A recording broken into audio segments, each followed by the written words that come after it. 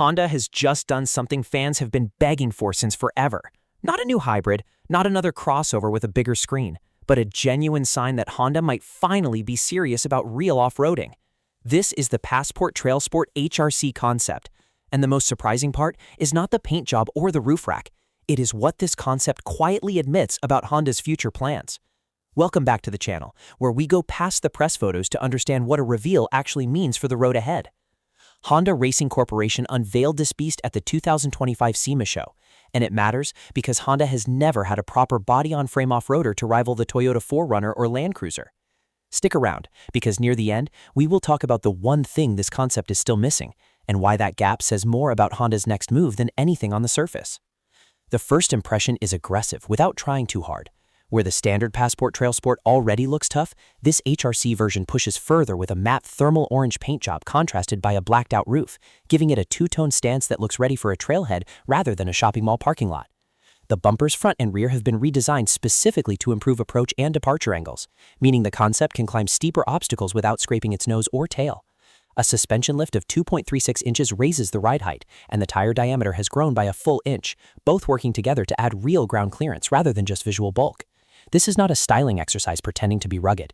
It is a vehicle built to actually clear rocks. Then you look underneath, and the personality becomes even more serious. Extended aluminum skid plates and additional underbody strengthening protect vulnerable components like the center bearing, the rear drive unit, and the prop shaft, the exact parts that take the hardest hits on rough trails. New front and rear dampers have been to handle the increased suspension travel, and a one-off exhaust system has been developed specifically for this build. Honda has also given it a swing-out full-size spare tire carrier, solving the classic overlanding headache of accessing a spare tire in awkward, muddy conditions. Now we reach the equipment that separates this concept from a simple trim upgrade.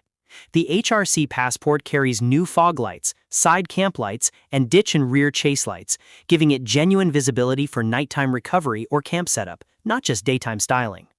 A low-profile roof rack adds gear-carrying capability without ruining aerodynamics, while an available 8,000-pound winch means this vehicle can actually pull itself out of trouble instead of just looking like it could. An integrated rear air compressor rounds out the practical side, letting owners air their tires back up after a trail run without needing a separate pump.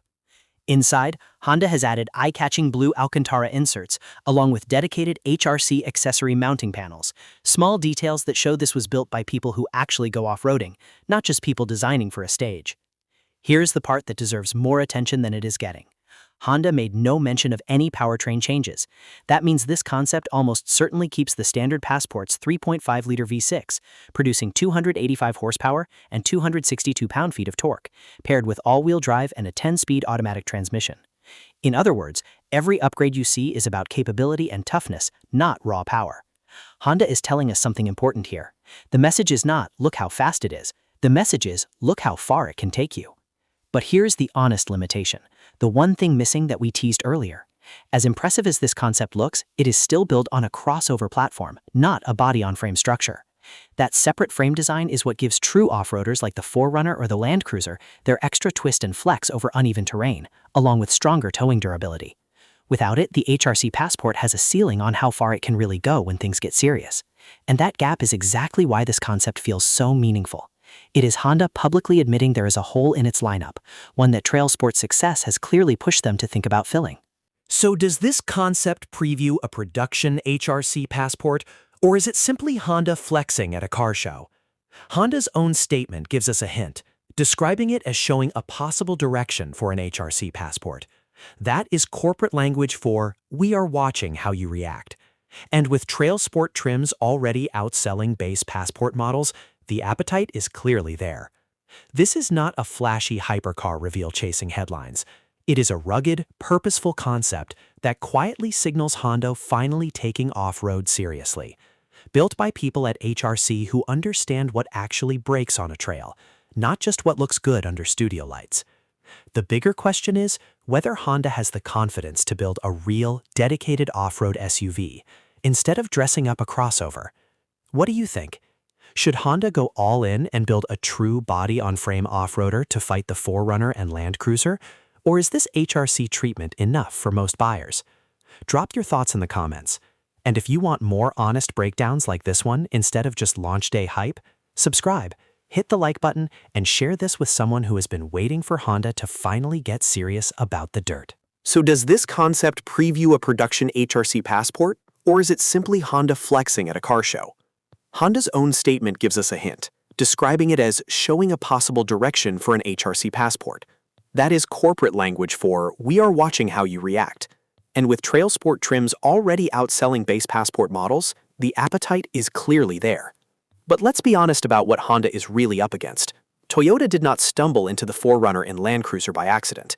Those vehicles were built from day one around a body-on-frame philosophy, engineered for owners who tow heavy trailers, cross rivers, and spend weekends far from pavement.